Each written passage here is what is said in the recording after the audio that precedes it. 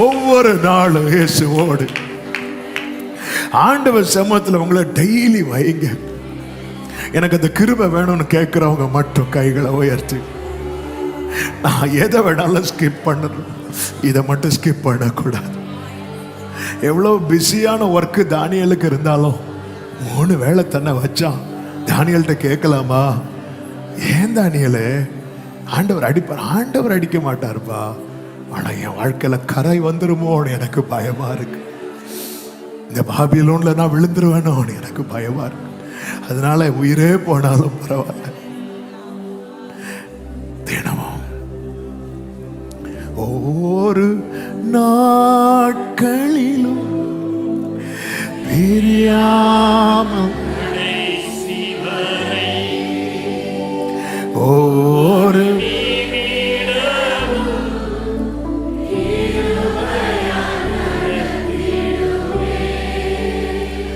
ஒவ்வொரு நாட்களிலும்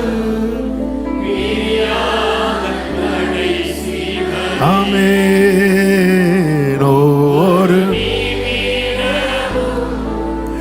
கீரு அறிக்கை செய்வோமா? 2 கைகளை உயர்த்தி கண்களை ஏறெடுத்து, நானும்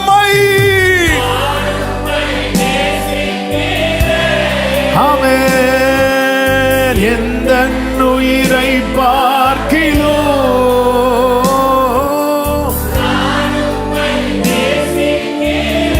எந்த உயிரை பார்க்கிலோ ஆராதிப்பேன் ஆராதிப்பேன் உம்மை.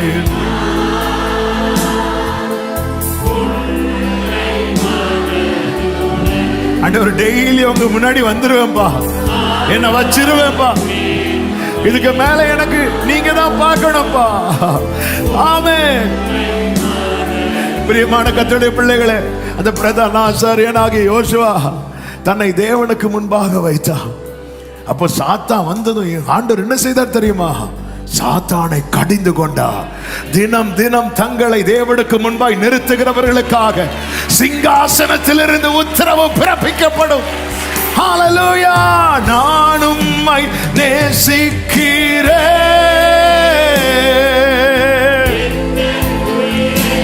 2 கைகளை உயர்த்தி சொல்ல விரும்புறவங்க சொல்லுங்க. ஆமென். ஆராதிப்பேன் ஆராதிப்பேன். Glory. Amen.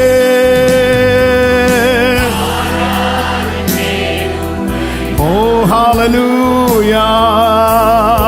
அப்படியே வர்ஷிப் பண்ணி முடிக்கலாம். எல்லாரும் கைகளை அசைத்து hallelujah.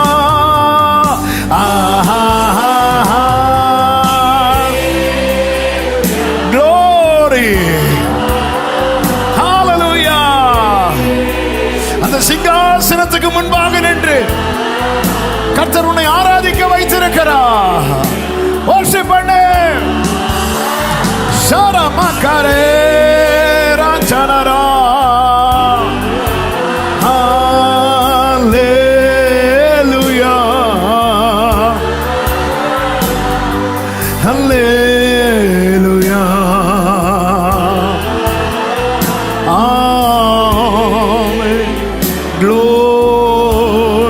நல்ல கரங்களை தட்டி தேவனுக்கு மகிமை.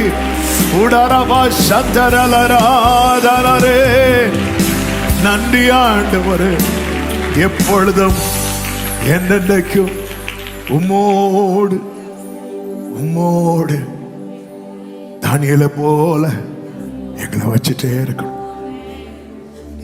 அந்த அந்த லிவியாத்தான் என்னும் நீண்ட பாம்பை கர்த்தர் தமது கருக்கான பட்டயத்தால வெட்டி போடுவார். அப்பொழுது நல்ல திராட்சை ரச தரும் திராட்சை தோட்டம் உண்டா இருக்கும். ஒவ்வொருடைய வாழ்க்கையும் கர்த்தர் அப்படி மாற்றுவாராக. ஆமென்.